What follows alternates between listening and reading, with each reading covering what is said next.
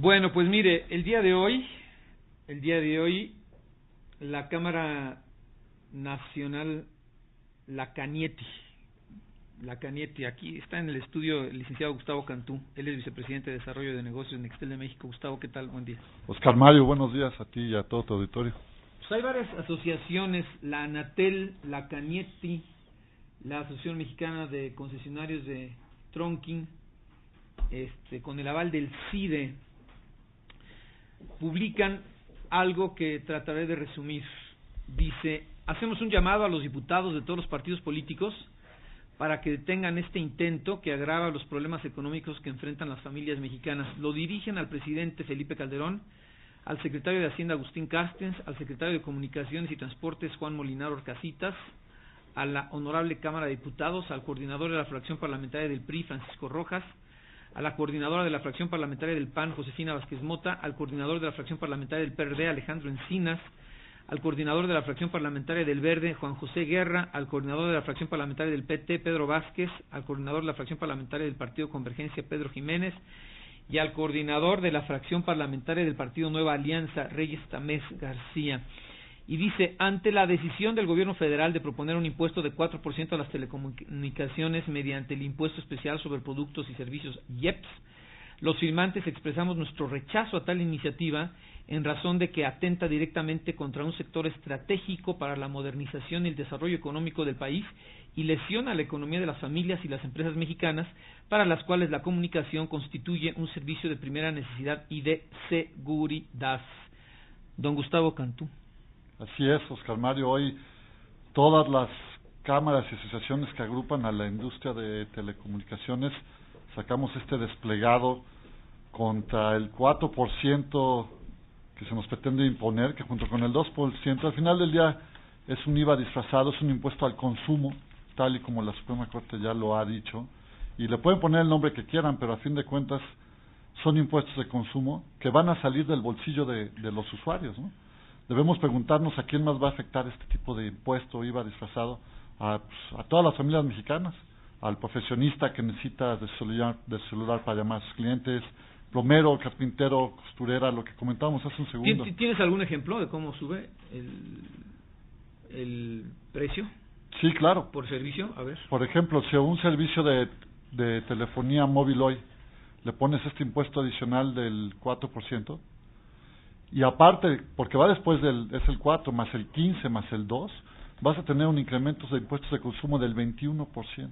A ver, esto es el 50% de lo que se venía pagando antes de impuestos. Si tú pagabas 100 pesos por tu celular, ¿ahora vas a pagar 121 pesos? Vas a pagar en lugar de 115, 121. En lugar de 115, 121. Sí, porque le sumas el 4 que va antes, y después a ese 4, a ese 104 le sumas el 15. Que es una base mayor, no es lo mismo 15% de 100 que 15% de 104, ¿no? Es correcto. Y al final ya son impuestos de consumo, no es un impuesto por el uso de un bien, es un impuesto directo de consumo. Los IEPS son impuestos que pretenden desincentivar consumos nocivos. Y no me vas a decir que la utilización de este servicio básico, como son las comunicaciones, sí, que es una parte de la cadena productiva, es un producto nocivo. Al contrario. Hay personas que dependen de su celular para trabajar, ¿no? El 100% de las pymes, por ejemplo. El 100% de las pymes tienen servicios de telecomunicaciones. Casi 4 millones de pymes. No, y servicios, el sector servicios, todo. Todos los servicios. Es parte de la cadena productiva. Tú sabes que de la familia mexicanas, el segundo rubro de gastos es en comunicaciones y transportes, después de alimentos, sí, y antes que medicinas. 18, casi 19%. Entonces, sí, es increíble. La afectación es brutal. En países tan pobres como, no sé, se me ocurre ahorita Vietnam, todo el mundo trae su celular.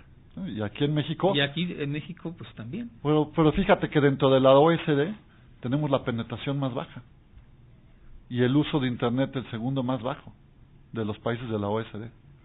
O sea, Grecia, Turquía. Muchos de estos países nos superan por muchos. Singapur, que no son parte de la OECD, pero tienen altas penetraciones. Bueno, y dice este desplegado: es de lamentar que se imponga un criterio que clasifica como un lujo el uso de la telefonía y el Internet, cuando son en realidad servicios públicos que atienden una necesidad básica para la actividad cotidiana de millones de familias y empresas, que con su trabajo contribuye al desarrollo de la economía regional y nacional y que hoy están en riesgo de ver aún más afectados sus ingresos por esta propuesta fiscal.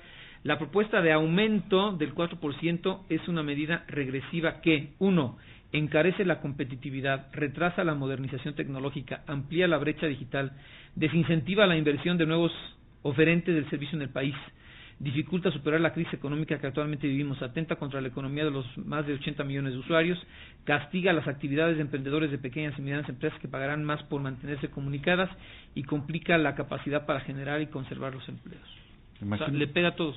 Nos pega a todos, a toda la cadena productiva, tiene un efecto cascada inflacionario y al final del día, pues lo que necesitamos es trabajar para salir de la crisis y ahora nos van a castigar por hablar, nos van a castigar por trabajar, nos van a gravar por todo eso. Y dice, la propuesta del Ejecutivo agrega un impuesto sobre impuesto, ya que implica un incremento real del 6% a los servicios de telecomunicación, pues al 4% de impuesto especial se sumaría el 2% del llamado impuesto a la pobreza, además del 15% de IVA. Toda esta carga impositiva afectará directamente a los consumidores. Entonces, ¿qué le proponen ustedes a los legisladores? Porque generalmente no les hacen mucho caso a ustedes, ¿o sí les hacen caso? Pues yo creo que todos los legisladores utilizan servicios de comunicación.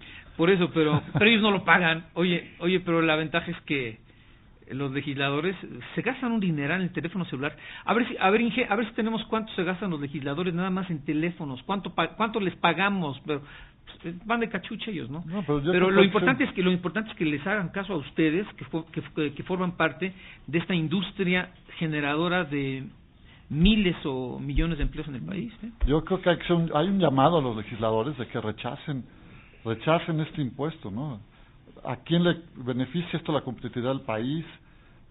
¿Nos ayudan a superar el rezago tecnológico? No nos ayuda. Hay que solicitar y hay que hacer un llamado de que se ponga racionalidad a esta situación y se evite el cargo de impuestos adicionales a la población, sobre todo al sector, a la cadena productiva. 80 millones de mexicanos utilizan servicios de telecomunicaciones. No es un producto de lujo, es un producto de necesidad básica. Sí. ¿Por qué dice el contador Patiño Soto que hay un antecedente? ¿De qué quería hablar?